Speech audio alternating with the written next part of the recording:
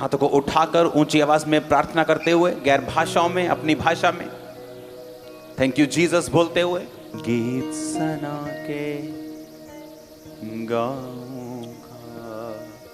खुदावंद तेरा वचन आज इनकी जिंदगी में 100 का 100 गुना फलों को लेके आए, अंधकार की शक्तियों से चुरा ना पाए। अपने हाथों को उठाओ और मांगो ऊंची आवाज में।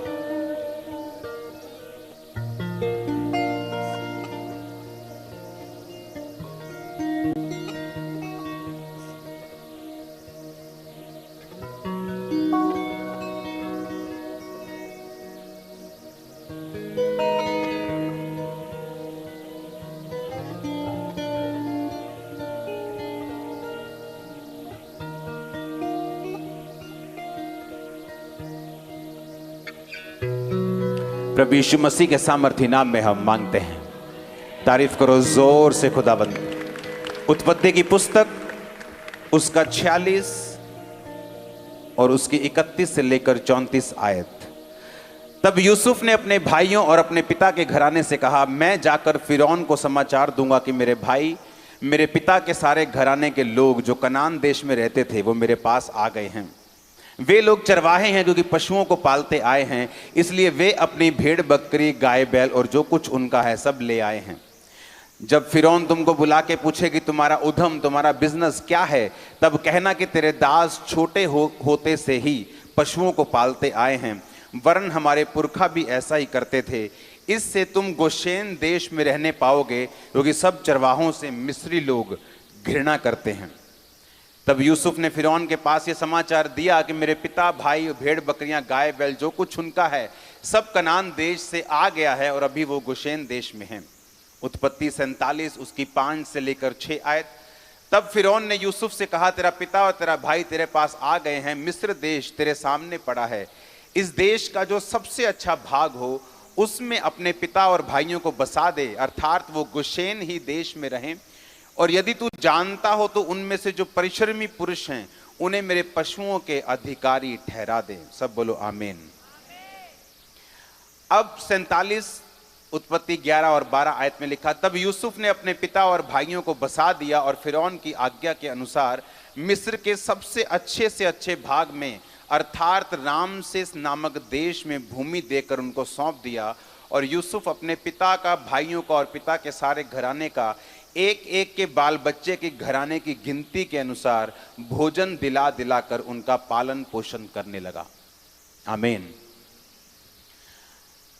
बाइबल कहते हैं कि जब यूसुफ ने अपने राजा को कहा कि मेरे बाप, मेरे बच्चे, जो मेरे सब परिवार है वो आ गया है, तो बाइबल कहती है कि उसने कहा कि तुम उनको बताना कि तुम्हारा बिजनेस क्या है। तुम्हारा बिजनेस है पशुओं को पालने का।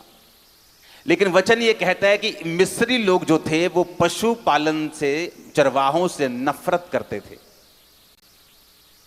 क्या करते थे वो? चरवाहों से बाइबल कहती वो नफरत करते थे। लेकिन वचन ये कहता है कि उस नफरत के बावजूद भी उनको बेस्ट देश दिया गया, जहां पर गोशेन देश जो था वो पूरा ग्रीन था। मिस्र देश में एक ऐसी, अगर आप मिस्र देश में जाएंगे तो वो पूरा एक आपको रेगिस्तान की तरह नजर आएगा। वहां एक नील नदी है, जहां पर नील नदी के किनारे पे 97-95% पॉपुलेशन, और उस समय में तो 99% जो पॉपुलेशन थी वो नील नदी के किनारे रहती थी, क्योंकि और कोई रहने के लिए अच्छी जगह नहीं थी। और बाइबल कहती गोशेन देश जो था वो पूरी तरह से ग्रीनरी से भरा हुआ था। बावजूद इसके कि मिस्री लोग चरवाहों से घृणा करते थे, फिर भी उनको बेस्ट देश मिला। वही देश मिला जो उसका बेस्ट था, मिस्र का, बावजूद इसके कि वो उससे नफरत करते थे। रीजन क्या था इसका? आपको क्या लगता है, क्या रीजन था कि परमेश्वर ने ऐसे लोगों के दिल में, नीतिवचन 3 उसकी 3-4 में लिखा कि परमेश्वर की आज्ञाओं को अपने दिल में रखे रहना, अपनी हृदय रूपी पट्टियों पर लिखना, कृपा और सच्चाई को अलग मत करना, तो तू परमेश्वर और मनुष्य दोनों का अनुग्रह पाएगा। आप लोग परमेश्वर के कामों के लिए चुने गए हैं। बाइबल कहती आप लोगों को परमेश्वर ने अलग किया है। पौलुस कहता तुम दुनिया से, परमेश्वर ने तुमको अलग करके तुम्हें एक बाउंड्रीज के बीच में ठहरा दिया है। तुम स्वतंत्र तो हो, लेकिन वो सब काम नहीं कर सकते जो अन्य जाति लोग कर सकते हैं। क्योंकि परमेश्वर ने तुम्हें आजाद तो किया है, पर अपनी आजादी को पाप के लिए यूज नहीं करना। अब जब बाइबल कहती है कि वो कहानी शुरू होती है यूसुफ से, आप इमेजिन कर सकते हैं कि इतने बड़े फेवर का रीजन ये था कि यूसुफ ने पोतीफर की पत्नी के साथ सेक्स नहीं किया और वो पाप में नहीं गिरा। ये रीजन था उसका इतनी बड़ी ब्लेसिंग अपने लिए और अपने परिवार के लिए रखने का। जब यूसुफ पोतीफर की पत्नी ने उसको अपने साथ सोने के लिए बोला तो बाइबल कहती है उसने मना किया और कहा कि तेरे पति ने सब कुछ, सारा बिजनेस, सारा घर मेरे हाथ में कर दिया है, तो क्या ये सही होगा उसकी पत्नी पर भी हाथ डालना? और बाइबल कहती है उसने मना कर दिया। उसकी पत्नी ने जानबूझकर उसको इल्जाम लगवाकर उसको जेल भेजा, लेकिन बाइबल कहती जब वो जेल में था और सांकलों से बंधा हुआ था तो भी यहोवा का वचन उसे कसौटी के ऊपर कसता रहा। क्या आप इमेजिन कर सकते हैं एक शरीर का काम आप और आपके परिवार और जनरेशन के नाश होने का कारण बन सकता है, और उसी शरीर के काम से फ्री होना आपकी और आपके जनरेशन की ब्लेसिंग का कारण भी बन सकता है। हम क्या कहते हैं? सरकार बुरी है, या हम क्या कहते हैं? या इकोनॉमी बुरी है, इकोनॉमी बैड हो गई, कोविड आ गया, अब उसके बाद यूक्रेन के साथ युद्ध छिड़ पड़ा है तो मेरा बिजनेस डाउन है। लेकिन बाइबल का वचन ये कहता है मिस्री लोग जिन लोगों से घृणा करते थे, क्यों घृणा करते थे? मिस्र कहां से निकला? कनान से निकला था। कनान कहां से निकला? वो नूह के तीसरे बेटे से निकला था जिसने अपने बाप को नंगा देखा था, उससे निकला था मिस्र।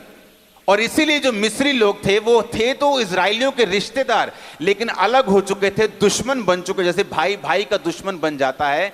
और जो इजराइली थे वो ज्यादातर जिस तरह एसाव और याकूब, याकूब बाइबल कहती है कि भेड़ बकरी को चरवाही करने वाला बना और एसाव धनुर्धारी बना, वो युद्ध करने वाला बना, शिकार खेलने वाला मनुष्य बना। तो इजराइली जो लोग थे वो चरवाहे थे। इसके बावजूद भी कि एक पूरा देश, उसका प्रधानमंत्री, उसका राजा, उसके लोग उनसे नफरत करने के बावजूद भी आप इमेजिन करो कि जब वो उस देश में जाते हैं तो बेस्ट पोर्शन उनको मिलता है। आपकी लाइफ में बेस्ट पोर्शन खुदा आपको देने के लिए तैयार है। मैंने कहा आप अपनी लाइफ में बेस्ट को देखने के लिए तैयार हो जाओ। बस एक काम करना है। यहां पे मैं आपको एक ही वचन देने के लिए आया हूं। यह वचन खुदावंद ने मुझे इस हफ्ते की शुरुआत से थोड़ा पहले दिया था, आज देने के लिए आप लोगों को। अगर आपने एक काम ये कर लिया, मैं आपको बताता हूं, इकोनॉमी बैड हो, इकोनॉमी वर्स्ट हो, आपका देश यूएसए हो, सोमालिया हो, नाइजीरिया हो, इंडिया हो, कोई फर्क नहीं पड़ने वाला। आप बेस्ट हिस्से में रहेंगे इन जीसस नेम। आमीन। मुझे ऊंचे वाला चाहिए चर्च। हालेलुया। अब उसने जब मना किया कि मैं इस शरीर के काम को नहीं करूंगा और मैं आत्मा के अनुसार चलूंगा, हालेलुया, और वहां से उसकी जर्नी जो है वो स्टार्ट होती है। जब अपने शरीर के काम को मना कर देता है और वहां से उसकी स्पिरिचुअल जर्नी स्टार्ट होती है। यीशु मसीह ने कहा जब तू मेरे वचनों के ऊपर चलेगा तो परमेश्वर और मनुष्य दोनों का ग्रेस तू पाएगा। आज आप जानते आजकल का यूथ इतना कंफ्यूज क्यों है? क्योंकि पवित्रताई में नहीं है। आप जानते हैं आजकल का यूथ इतना ब्रेक क्यों है? इतनी अपॉर्चुनिटीज होने के बावजूद भी फाइनेंशियल स्ट्रगल क्यों है? क्योंकि पवित्रताई की कमी है लाइफ के अंदर। और जिस दिन ये कमी खत्म हुई, आप इमेजिन करो बाइबल क्या कहती है। आप जानते हैं अगर आप इस स्टोरी को आगे पढ़ें, उत्पत्ति 47 उसकी 18 से 24 और 11 से 12 पढ़ें, तो वहां पे बाइबल कहती है जब सारे देशों में अन्न खत्म हो गया तो सारे लोग यूसुफ के पास जाकर अन्न मांगने लगे। तो पहले यूसुफ ने भेड़ बकरियां, गाय बैल के बदले में उनको अन्न देना शुरू किया। जब वो भी खत्म हो गए तो वो फिर आए, कहते अब सब कुछ खत्म हो गया, अब क्या करें? कहते हमारे पास सिर्फ जमीन रहती है। तो वो अपनी जमीन दे देकर उससे अन्न खरीदने लगे। और बाइबल कहती है सारे मिस्र की जो धरती थी वो फिरौन की राजा की हो गई, गवर्नमेंट की हो गई। तो यूसुफ जो धर्मी था उसने कहा हम तेरे से पूरी जमीन नहीं लेंगे, तुम ऐसा किया करो जमीन अपने पास रखो, इसका 5 हिस्सा 20% जो है इसकी जमीन का तुम राजा को दिया करना और बाकी से अपना पेट पाला करना। समझ आई कि नहीं आई? लेकिन वहां एक वचन लिखा है, वहां लिखा है याजकों की भूमि यूसुफ ने अपने पास नहीं रखी। जब याजक लोग अन्न लेने के लिए आते थे तो बाइबल कहती है यूसुफ ने उनकी भूमि उधार नहीं रखी।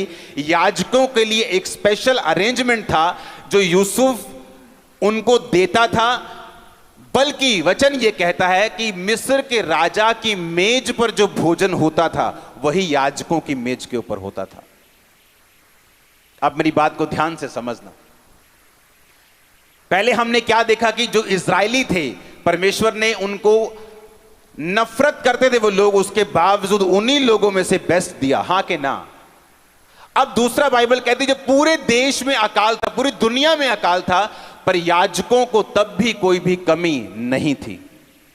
और यीशु मसीह के जी उठने के बाद वचन ये कहता है कि पहले याजक लोग सेवा करते थे, आप लोगों के लिए, मेरे लिए, विश्वासियों के लिए बाइबल कहती है वो लहू को बहाते थे और सेवकाई करते थे, परमेश्वर के सामने जाते थे। लेकिन नया नियम ऐसा कहता है कि प्रभु यीशु मसीह ने एक ही बार में अपने लहू को बहाकर हमारा महायाजक बनकर और हम सबको राजा और याजक बनाकर इस दुनिया के ऊपर रखा है। अब बाइबल के मुताबिक जो याजक लोग हैं वो आप खुद हैं, क्योंकि आपको पाप माफ करवाने के लिए अब मेरे पास आने की जरूरत नहीं है। आप अपने घर बैठकर खुदा से कह सकते हैं खुदावन मेरे पाप को माफ कर, मैं क्षमा मांगता हूं, मैं तौबा करता हूं, तौबा करती हूं, नेक्स्ट टाइम मैं ये काम कभी नहीं करूंगा। बाइबल कहती है आप माफ हो जाते हैं। और वचन ये कहता है कि आप खुद एक याजक हैं, और वचन ये कहता है आप राजा हैं। प्रकाशित वाक्य 1 उसकी 5 और 6 आयत अगर आप पढ़ेंगे आपको यह वचन समझ आएगा। इसका मतलब क्या, जब पुराने नियम में याजकों की भूमि नहीं गई, जबकि पूरी दुनिया की भूमि खत्म हो रही थी, कोई देश बचा नहीं था, कोई परिवार बचा नहीं था, अमीर से लेके गरीब हर बंदा अन्न मोल लेने के लिए अपना सब कुछ बेच रहा था, क्योंकि वचन कहता कि 7 साल ऐसा अकाल पड़ा जो पृथ्वी के ऊपर कभी नहीं पड़ा था। कोई रेडी नहीं था कोविड के लिए, कोई रेडी नहीं था। रेडी था कोई रेडी नहीं था। कोविड जैसे ही आया, बड़े बड़े देश जो बड़ी बड़ी पिक्चरें निकालते 20-20 हजार करोड़ की, सुपरमैन इधर जा रहा है, सुपरमैन इधर जा रहा है, कहां गए सारे सुपरमैन? गायब हो गए थे उस दिन। कोई काम नहीं आया क्योंकि तैयारी नहीं थी। कोविड की कोई तैयारी, अकाल की कोई तैयारी नहीं थी। बड़े से लेके छोटी कंपनी, बड़े से लेके छोटा परिवार, सब इफेक्टेड हो चुके थे, सबकी जमीन खत्म हो चुकी थी सिवाय याजकों के। और वचन क्या कहता है, तुम एक याजक हो। इसका मतलब पता क्या है कि लाइफ में कुछ भी हो, आपके देश में कुछ भी हो, आपके सराउंडिंग कुछ भी हो, लेकिन आपका नुकसान खुदावंद कभी नहीं होने देगा अगर आप एक सच्चे याजक हैं। तो याजक क्या करते थे? बाइबल कहती है वो सेवा करते थे। आज दिखाओ मेरे को विश्वासी चर्च में जो सेवा करने वाले विश्वासी हैं। मैं आपको सिरदर्द वाले विश्वासी दिखा दूंगा, फॉरेन ब्रांचेस में ज्यादा, जो अपने पास्टर्स को सिरदर्द ज्यादा देते हैं और सेवा कम करते हैं। लेकिन क्या इवेंजलिज्म करते हैं? कभी नहीं गए। क्या आप अपने पास्टर के साथ मिलकर गली गली जाते हैं सुसमाचार बांटने के लिए? बोलते हैं हम बिजी हैं। एक रिक्शा वाला से लेके एक इलन मस्क तक सब बिजी हैं, कोई फ्री नहीं। लेकिन जीसस ने कहा जब तुम मेरी सेवा करोगे मेरा पिता तुम्हारा आदर करेगा और तुम्हारा नुकसान नहीं होगा। किन लोगों के नुकसान हो रहे हैं? जो सेवा में नहीं। कौन लोग इफेक्ट हो रहे हैं? जो सेवकाई में नहीं, जो सिर्फ विश्वासी हैं, जस्ट चर्च जाकर ब्लेसिंग लेने की कोशिश करते हैं और ये नहीं मालूम कि अब बाइबल के मुताबिक तुम भी एक याजक हो और सेवा करने के लिए अपने परिवार समेत बुलाए गए हो। अपने पास्टर पर एहसान मत करो चर्च में जाके, क्योंकि तुम भी सेवकाई के लिए उसके साथ बुलाए गए हो। हालेलुया। और इसीलिए वचन कहता है कि याजकों की भूमि उसने मोल नहीं ली। उत्पत्ति 47 उसकी 18 से 24 आए।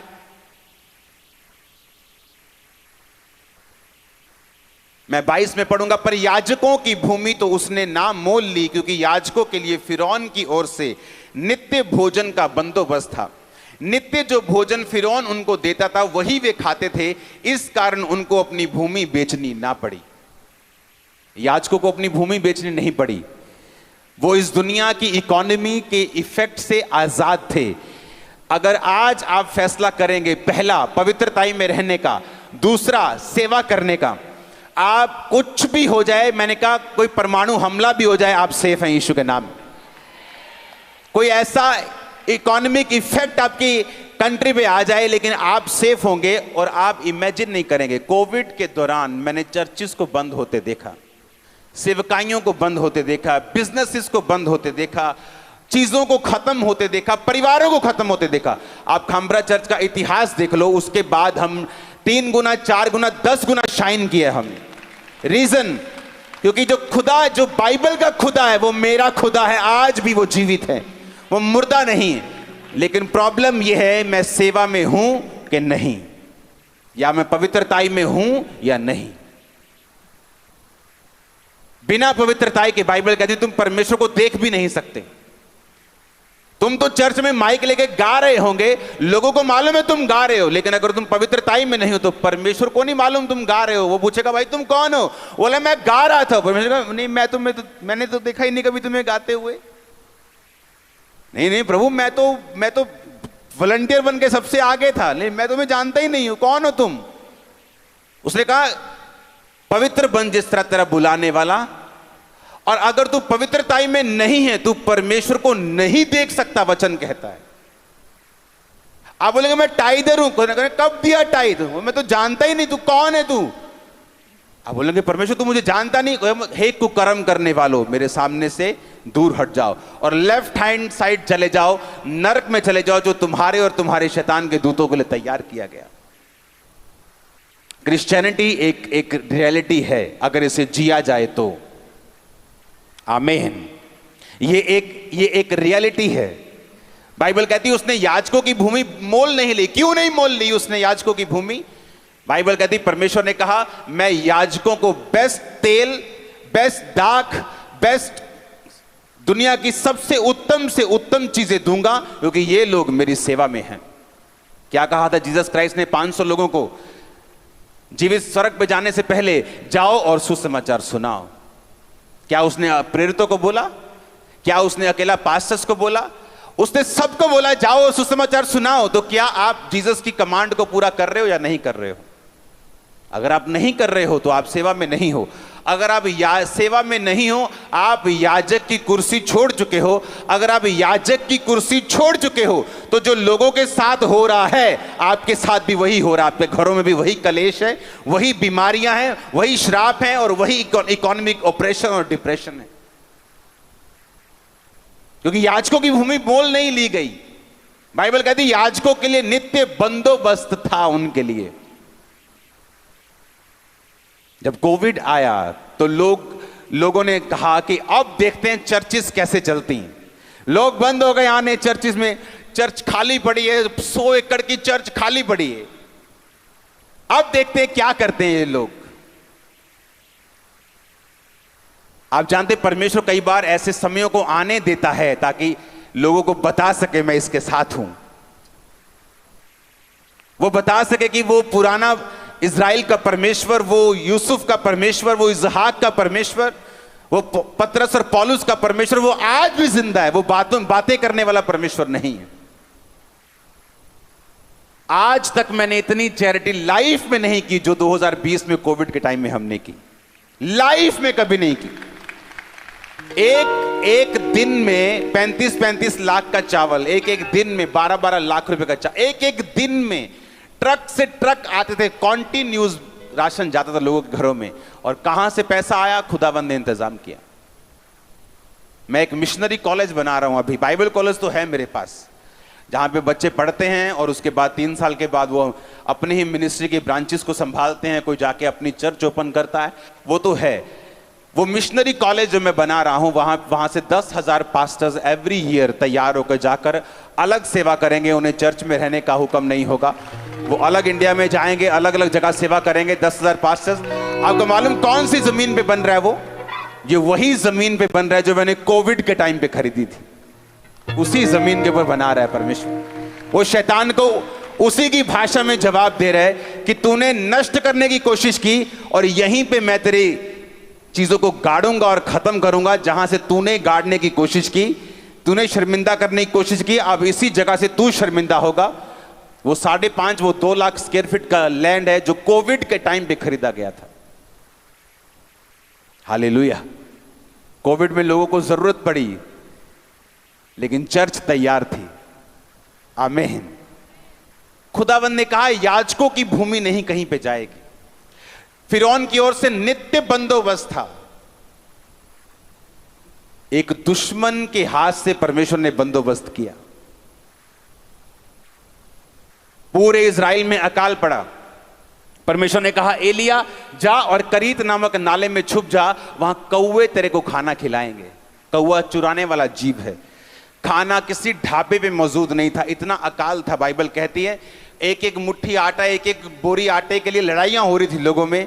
खाना कहां मौजूद था? सिर्फ राजा की रसोई में। और बाइबल कहती एलिया मांस और रोटी रोज तब तक खाता था जब तक वो कौवों को बस ना कह देगी, बस, क्योंकि वो याजक था।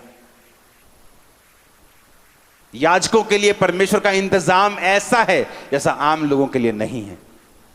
तो क्या आप सेवा में हैं? क्या आपका परिवार सेवा में है? क्या आपका फाइनेंस सेवा में लगा हुआ है? क्या आपके बच्चे सेवकाई में हैं? क्या आप सुसमाचार दे रहे हैं या नहीं? क्योंकि इसमें आपका फायदा है, परमेश्वर का नहीं। आमीन। जो सेवा कर रहे हैं किसका फायदा है? उन लोगों का जो सेवा, याजक बन के किसका फायदा हुआ? याजकों का फायदा हुआ कि उनको भूमि देनी नहीं पड़ी, परमेश्वर ने उनकी भूमि को बचा के रखा। हालेलुया। ऊंची आवाज में हालेलुया बोलो। अगर आज आप फेथ करके जाएंगे परमेश्वर मैं अपनी लाइफ को पवित्रताई में, अलगताई में, सेवकाई में रखूंगा। मैं अपने शरीर को शैतान को नहीं दूंगा। एक शरीर का काम, सिर्फ एक, आदम को कहां तक लेके गया? सिर्फ एक शरीर का काम जो यूसुफ ने मना कर दिया, उसको वो कहां तक लेके गया?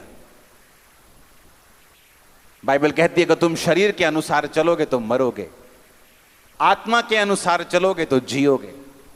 सारी सेवकाई, सारी क्रिश्चियन लाइफ इस बात पे डिपेंड करती है कि आप अपने शरीर को कितना फीड करते हैं, पाप से कितना दूर रहते हैं, आप परमेश्वर के साथ कितना अलगताई में रहते हैं, कितना सेवकाई में रहते हैं, परमेश्वर के साथ कितना जुड़े रहते हैं। परमेश्वर ने कहा जब तू मेरी सेवा करेगा मेरा बाप तेरा आदर करेगा। और जब परमेश्वर आदर करने पे आता है वो जबरदस्त करता है। आज क्यों फैमिलीज सेटिस्फैक्शन में नहीं, सेटिस्फाइड नहीं? क्योंकि उन्होंने खुदा को कभी सेटिस्फाइड नहीं किया। एक का मुंह इधर, एक का मुंह उधर, क्योंकि तुम्हारा मुंह भी परमेश्वर से दूर है, इसलिए तुम्हारे हस्बैंड का मुंह भी तुमसे दूर है। तुमने परमेश्वर से बेवफाई की है, दुनिया ने तुमसे, तुम्हारे साथ की। जो तुमने खुदा की लाइफ में बोया है वो तुमने काटा है। उसने कहा अगर तुम याजक हो, वो ये भी ध्यान रखता तुम्हारा पार्टनर कौन है, वो तुम्हें चॉइस करने में हेल्प करेगा। अगर तुम याजक हो और पवित्रताई में चल रहे हो, वो ध्यान रखेगा तुम कौन सा कैरियर चुनते हो। वो ध्यान रखेगा कि तुम सफल हो जिधर तुम जाओ, जिस जगह पर तुम जाओ। आमीन। हमें लगता है परमेश्वर बड़ी बातों की परवाह नहीं करता। बाइबल कहती वो छोटी से छोटी बात की भी तुम्हारी चिंता करता है। एक मां को चिंता होती है किस कलर के कपड़े अपने बच्चों को डलवाने हैं। बाइबल कहती परमेश्वर तुम्हारी छोटी से छोटी बात की भी चिंता करता है। आमीन। इसलिए वचन कहता है कि याजकों की भूमि कहीं नहीं गई। क्यों नहीं गई? क्योंकि फिरौन की ओर से नित्य बंदोबस्त था। इमेजिन करो, जिन लोगों से नफरत करते थे, वो चरवाहों से स्पेशल नफरत करते थे, और उन्हीं को कह रहे हैं कि तुम्हें बेस्ट से बेस्ट देश मिस्र का हम देंगे। वहां पे जाओ, अपने भेड़ बकरियों को चराओ, वहीं पे रहो, बेस्ट हिस्सा इस देश का मैं तुम्हें देता हूं। क्यों? क्योंकि यूसुफ ने एक बीज बोया था कि बाइबल कहती वो हिला नहीं। उसने अपने शरीर के सामने आत्मसमर्पण नहीं किया, अपनी इच्छाओं की पूर्ति नहीं की, अपनी काम की पूर्ति नहीं की, बल्कि परमेश्वर में बना रहा, टिका रहा, खड़ा रहा और अड़ा रहा।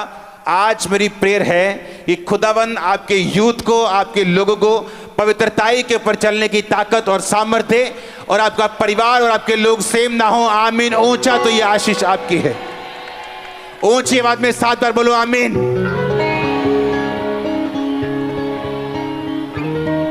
Hallelujah, hallelujah, hallelujah.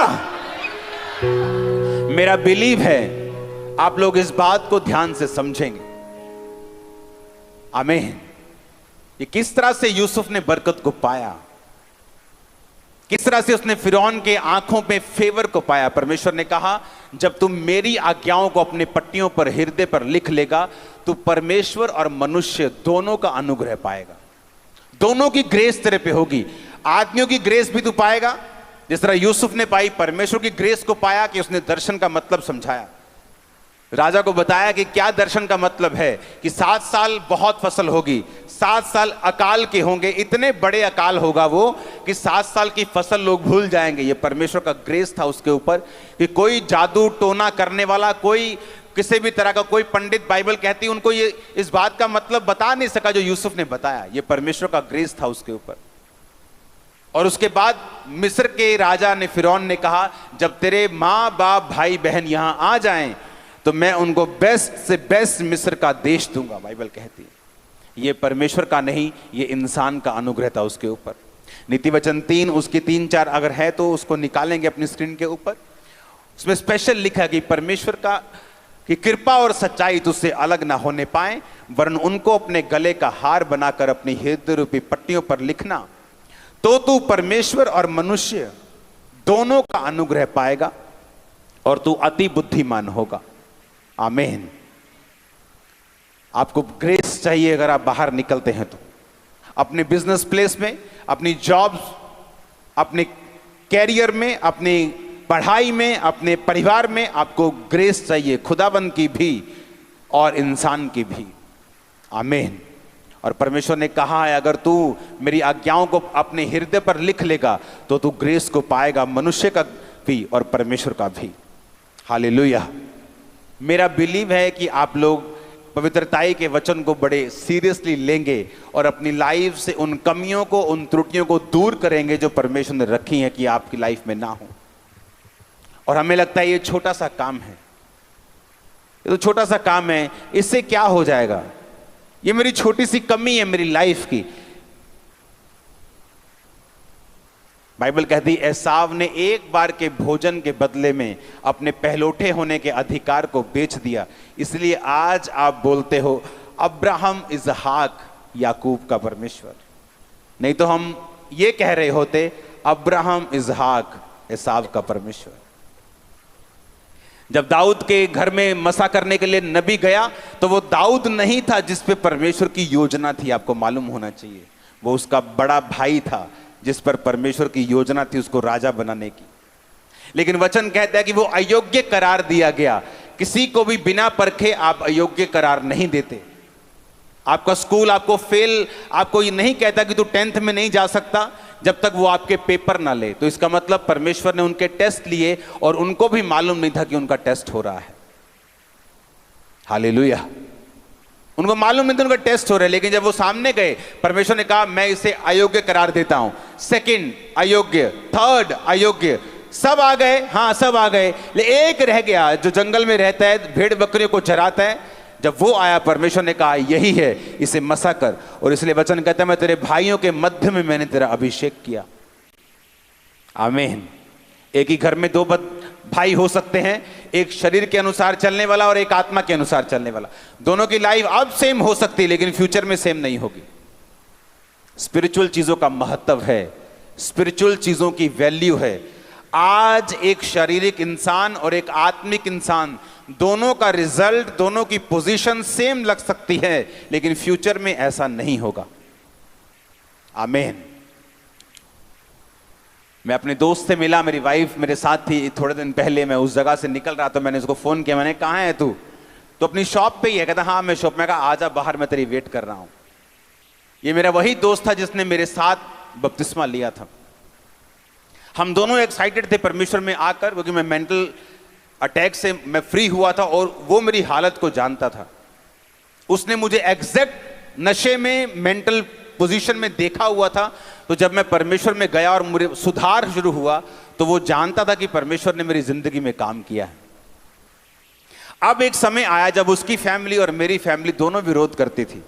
इतना विरोध करती थी, बोलते थे कि तुम्हारे पास्टर को पास्टर के घर जाकर पीट के आएंगे हम। मार के आएंगे उसको, क्योंकि मेरी सारी फैमिली जो है वो अभी भी, कुछ रिश्तेदार अभी भी हिंदू हैं, तो वो बोलता कि तेरे को उसको मार के आएंगे, पीट के आएंगे, तेरे को भी घड़ीस के आएंगे, तो अपने धर्म में वापस आएगा। और चैलेंज करते थे मेरे को। उसकी फैमिली ने एक दिन उसको अपने पास बिठाया और बोला, बेटा ना तो तेरी शादी करेंगे, ना तेरे को दुकान देंगे, ना तेरे को मकान में हिस्सा देंगे, तेरे छोटे भाई को सब कुछ दे देंगे, अगर तूने जीसस क्राइस्ट को नहीं छोड़ा, हमारी बात नहीं सुनी, तो तेरा पत्ता काट देंगे हम। और सेम प्रेशर मेरे ऊपर था कि तुझे बिजनेस करना है, तुझे टाइल्स का बिजनेस चलाना है, बहुत बड़ा बिजनेस था, तुझे ये काम करना है, तुझे ये क्रिश्चियन लोगों के पीछे नहीं जाना है। मेरा डिसीजन अलग था, मैंने सेवा का फैसला लिया, परमेश्वर के पीछे चला। उसका डिसीजन अलग हो गया और वो परमेश्वर से हट गया।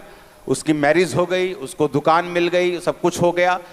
जिस माँ ने, जिस बाप ने उसका विरोध किया, जिस भाई ने उसका विरोध किया, 1 साल में उसका भाई डूब के मर गया, पहाड़ों में गया। थोड़ी देर बाद माँ को टीबी हो गई, वो मर गई। उसके बाद उसका बाप मर गया। अब वो अकेला है, उसकी मैरिज खराब हो चुकी है, सब कुछ फिनिश हो चुका है लाइफ में। और आज जब हम दोनों मिलते हैं और जमीन आसमान का फर्क लगता है। और एक समय हमने इकट्ठे शुरुआत की थी, और ज्यादा लंबा समय नहीं मैं बोल रहा हूं, जस्ट 15 साल 16 साल की बात कर रहा हूं। शुरुआत आपकी सेम। आज एक शरीर में चलने वाला व्यक्ति और एक आत्मा में चलने वाला व्यक्ति जब डिसीजन लेते हैं, शरीर वाला और आत्मा वाला हो सकता है सेम पोजीशन पे लगे आपको लगे कोई फर्क नहीं है। शरीर में चलने वाला आपको ज्यादा ब्लेस लग सकता है, क्योंकि मुझे भी लगा कि उसकी शादी हो गई, उसको दुकान मिल गई, घर में कलेश खत्म हो गया। छोड़ो यार, परमेश्वर को क्या मानना, दिल में मान लेंगे परमेश्वर को। जो घर वाले जाते हैं, माथा टेक दो वहां जाके, क्या प्रॉब्लम है, कुछ नहीं। घर में कलेश थोड़ी रखना है अभी। इसलिए कि कैंसर का फोड़ा दर्द ना करे, जख्म दर्द ना करे, उसको ना निकलवाओ तो वो आपकी मौत का कारण बन सकता है। अगर उसको निकलवा दो, आज पेन हो सकती है लेकिन आप फ्री हो जाते हैं। यीशु मसीह ने कहा, मेरा रास्ता तंग है, थोड़े जो इसे पाते हैं, लेकिन खुला रास्ता है, बहुत लोग उसमें जाएंगे। जो खुला रास्ता है, जहां कोई सिरदर्दी नहीं है, कोई विरोध नहीं है, जो मर्जी खाओ पियो, जहां मर्जी जाओ, जिस मर्जी पार्टी में जाओ, कोई तंग रास्ता नहीं, खुला एंजॉय करो लाइफ को। लेकिन जीसस ने कहा, जो मेरा रास्ता है वो तंग रास्ता है, और थोड़े हैं जो इसे पाएंगे। लेकिन वचन ये भी कहता है, मेरे मार्गों में उत्तम पदार्थ पाए जाते हैं। फिर जो क्रिश्चियन लोगों की लाइफ में होता है, वो दूसरे लोग सोच भी नहीं सकते। आमीन। उनकी ब्लेसिंग्स, उनका कद जो परमेश्वर करता है, वो 10 जन्म लेकर भी, शरीर में रहकर भी उसको नहीं पा सकते। हालेलुया। लेकिन शुरुआत कहां से हुई? दोनों की शुरुआत एक सी लगती, शरीर वाला भी एक सा लगता है और स्पिरिट वाला भी एक सा लगता है। तब शरीर वाला हो सकता है ज्यादा आशीषित लगे कि इसको सारा कुछ मिल गया, और मैं आत्मा में रह के इतनी डिफिकल्टी सहन कर रहा हूं, परिवार में रोज कलेश। आप इमेजिन करो, आप अपने घर में हो, आपकी माता और पिता से कोई बात नहीं होती। ऐसे चर्च में, जब मैं 50-60 लोग चर्च में आते थे, तो मेरा भाई लिख के लगा देता था कि मेरा धर्म किसी की बुराई नहीं करता, लोगों को दिखाने के लिए। वो भी मेरा विरोधी हो गया था कि मेरा हिंदू धर्म किसी की बुराई नहीं करता, कि तेरा धर्म बुराइयां करता है, लेकिन मेरा लिख के कलीसिया के सामने टांग के जाता था वो। आज उसी चर्च में सेवा करता है। मेरे बाप भी, मेरी माँ भी, मेरा भाई भी, उसकी पत्नी भी, उसकी बच्ची भी। हालेलुया। और जब परमेश्वर में, जो परमेश्वर फिर लेके आता लोगों को घड़ीस के, जब उसके बेबी नहीं हुआ, शादी मेरे छोटे भाई की मुझसे पहले हुई, कहता है इसने शादी नहीं करनी है, सेवा में चला गया, मेरी शादी करो, ये बंदा गलत है, मेरी शादी करो। शादी कर ली, बेबी नहीं हुआ। 1 साल, 2 साल, 3 साल, 4 साल, 7, 10 साल निकल गए। जब उसको वर्ड दिया मैंने परमेश्वर का, बेबी हुआ उसी साल। तो उसे मालूम हुआ कि ये फर्क है मुझ में और इसमें, कि इसने इतने साल परमेश्वर में लगाए हैं, ये फर्क है मुझ में और इसमें। इसने सेवा को नहीं छोड़ा, ये फर्क है इसमें और मुझ में। मेरी लाइफ को देखा गया, परखा गया। आपकी फैमिली कभी भी आपके प्रचार पे यकीन नहीं करती, याद रखना। आपकी फैमिली यकीन रखती है आपके लाइफ के रिजल्ट के ऊपर, जो आप दिखाते हैं बाय फोर्स बाय फायर। आमीन। वो आपके प्रचार को नहीं सुनती। मैंने अपने फादर को बैप्टाइज दिया, अपनी मदर को बैप्टिज्म दिया, अपने ब्रदर की वाइफ, मैंने अपने पूरे परिवार को बपतिस्मा दे चुका हूं। और आप इमेजिन करो, एक बार भी बैठकर ऐसे एक सेकंड के लिए बाइबल खोलकर मैंने उन्हें कभी वचन नहीं बताया। जो सुनते चर्च से सुनते हैं और लाइफ देखते हैं मेरी घर पे, वो जीवन देखते हैं पवित्रताई का, अलगताई का, और रिजल्ट देखते हैं और रिजल्ट को सल्यूट करते हैं लोग। आपकी लाइफ में सुनो मेरी बात, पवित्रताई सुनो एक गुण नहीं है।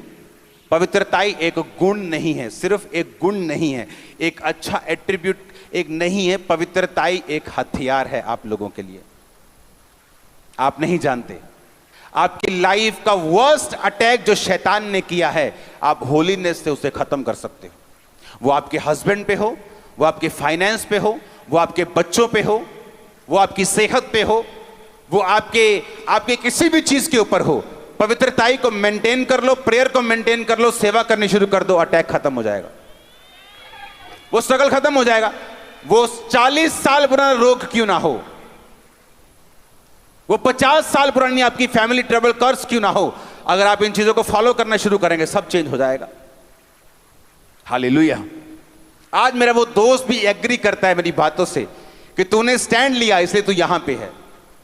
मैं तेरी ब्लेसिंग के साथ मैच नहीं कर सकता हूं। कहता मैं 1% भी मैच नहीं कर पाता हूं तेरी ब्लेसिंग के साथ। वो खुद इकरार करता है। हम दोनों अभी भी दोस्त हैं, लेकिन उसे मालूम है कि मैंने एक फैसला लिया था, उसने भी एक फैसला लिया था परमेश्वर में ना चलने का, और मैंने चलने का। वो दिन मेरे दुख भरे थे, घर पे जाना, माँ से बात ना होना, बाप से बात ना होना, भाई से बात ना होना, लड़ाई होना, झगड़े होना, कोई इमोशनल अटैचमेंट सब खत्म हो गया था घर में। जीसस ने कहा जो कुछ तू मेरे लिए छोड़ देगा तू पाएगा, 100 गुना पाएगा। आज मेरा परिवार मेरे साथ ज्यादा अटैच होगा, मेरे भाई से भी। क्यों? उसका वचन पूरा हुआ। आमीन। लॉस एंजलिस में ये फर्स्ट मैं सीड डाल के जा रहा हूं।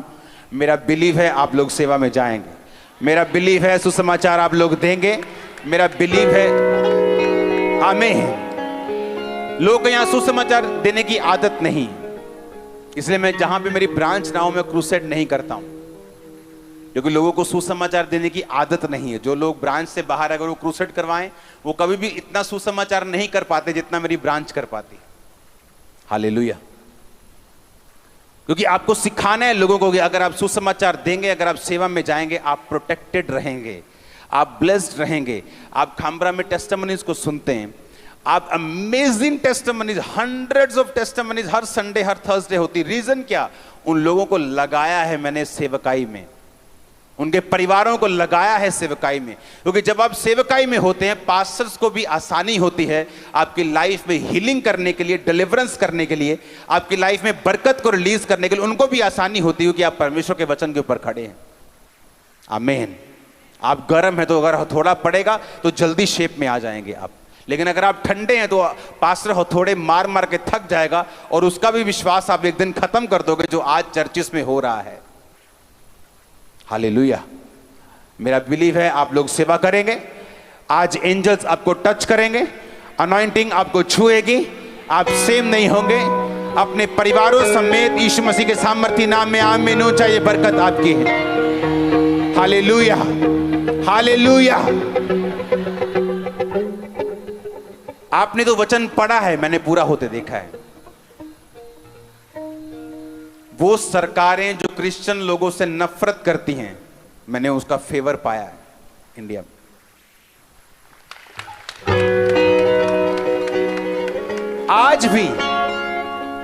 आज भी मैं आपको बता रहा हूं, यह वचन पूरा हो रहा है। वो लोग जो नफरत करते हैं, मिस्री बाइबल लिखा, मिस्री चरवाहों से घृणा, नफरत, देखते कैसी कि तैसी मार दो इनको, और कहते कि जाओ बेस्ट तुम्हारा है, मेरे देश का बेस्ट हिस्सा मैं तुम्हें दूंगा। वो फेवर आप देखोगे इन जीसस नेम। होली स्पिरिट बता रहा है मेरे को।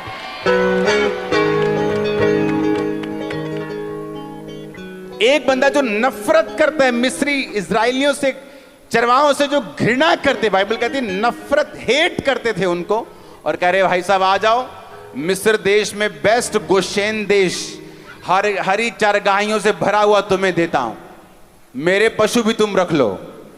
अधिकारी बन जाओ मेरे पशुओं के, मेरे बिजनेस में पार्टनर बन जाओ।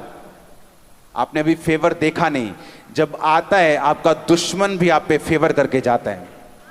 बाइबल कहती है पूरे इज़राइल में कहीं खाने की जगह नहीं थी, सिर्फ परमेश्वर को मालूम था खाना कहां है, राजा की रसोई में, और कौवे वहां से ला लाकर एलिया को खिलाते थे। और जो बाइबल की और पुस्तकें हैं अगर आप स्टडी करेंगे, एलिया जब उस अकाल से बाहर आया तो अपने शरीर में मोटा हो चुका था, उसका वेट बढ़ चुका था।